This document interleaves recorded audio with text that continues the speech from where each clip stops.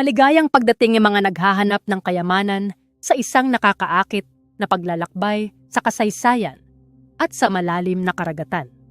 Maghanda na para lumusong sa kahiwagaan at kasabikan habang ipinapakilala namin ang 5 pinakamalaking natagpuang sunog na yaman. Panglima, umpisahan natin sa pinakamaliit. Sa unang video, makikita natin na ang diver na ito ay nakakuha ng gintong chain gamit ang metal detector. Napakaswerteng pagkakahanap. Ang gintong chain ay nagkakahalaga ng $700 o humigit kumulang 40,000 piso. Pero antayin natin ang susunod na video.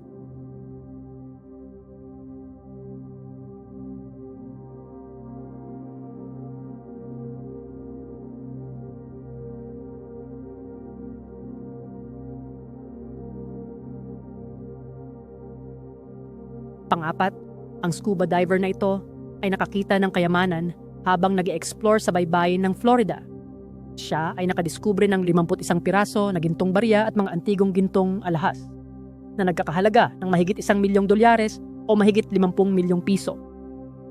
Daang-daang taon ang nakalipas, ang barko ng Espanya na nagkakarga ng treasure ay naabutan ng bagyo na nagresulta sa paglubog ng barko karga ang mga ginto sa kailaliman ng karagatan. Karamihan sa barkong may kargang kayamanan ay hindi na kailanman mahanap pa. Pero paminsan-minsan, may mga ilang masuswerteng mga explorer ang nakakahanap ng mga piraso ng mga nawawalang mga kayamanan.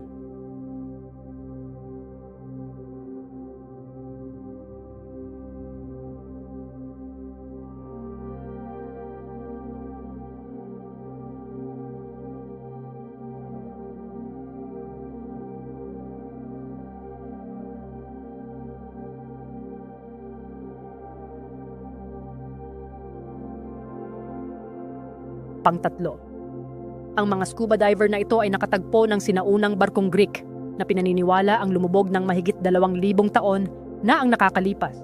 Sa loob ay nakakita sila ng mga kamanghamanghang mga artifact. Kasama dito ang mga bronseng statwa, mga palayok, at mga limpak-limpak na mga alahas. Ang mga kayamanan na ito ay pinaniniwala ang nagkakahalaga ng $1,000,000 o mahigit 100 milyong piso.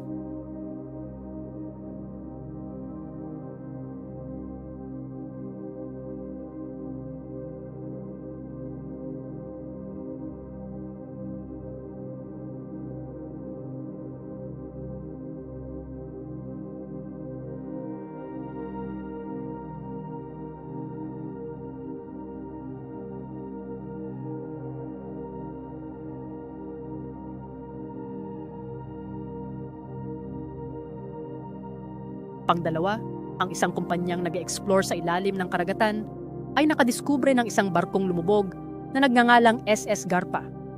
Ang barkong ito ay pinaniniwala ang pinalubog noong ika-2 digma, ang pandaigdig ng barko ng mga German, habang nagkakarga ito ng silver na nagkakahalaga ng mahigit na $200 milyong o mahigit na 10 bilyong piso.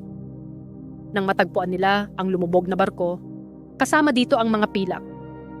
48 toneladang pilak na nagkakahalaga ng $22 milyong o mahigit 1 bilyong piso ang na-recover sa kasalukuyan.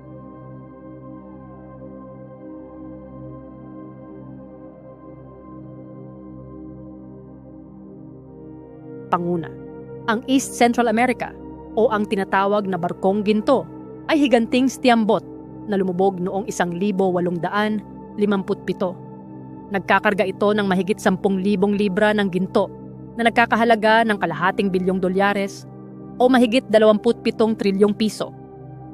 Ang isang malit na kumpanya na na-explore ang nakadiskubre sa lumubog na barko noong 1888. Ang na-recover nilang ginto ay nagkakahalaga ng mahigit $150 milyong o mahigit 8 trilyong piso. Pagkatapos ng pagkakadiskubre, ang ilang insurance company ay nagsampa ng kaso sa kadahilanang nagbayad sila ng danyos perwisyos sa pagkawala ng ginto noong 19 na siglo. Mahabang paglilitis ang nangyari, pero sa huli, ang kumpayang nakakita sa ginto ay nanalo at nagawaran ng kukupin ang 72% ginto na nakuha nila.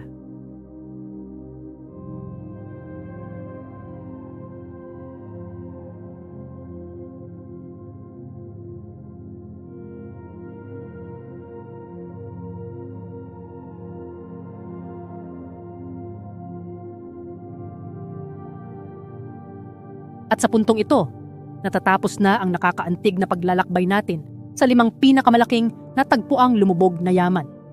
Sana'y nagustuhan nyo ang pagsisid sa mga kahabulan ng kasaysayan at ang pag-alamin ng mga kwento ng mga kamanghamanghang kayamanang ito. Kung natuwa kayo sa bidyong ito, huwag kalimutan mag-like at mag-subscribe sa aming kanal para sa mga kapanapanabik na pakikipagsapalaran at nakakaakit na mga kwento mula sa buong mundo.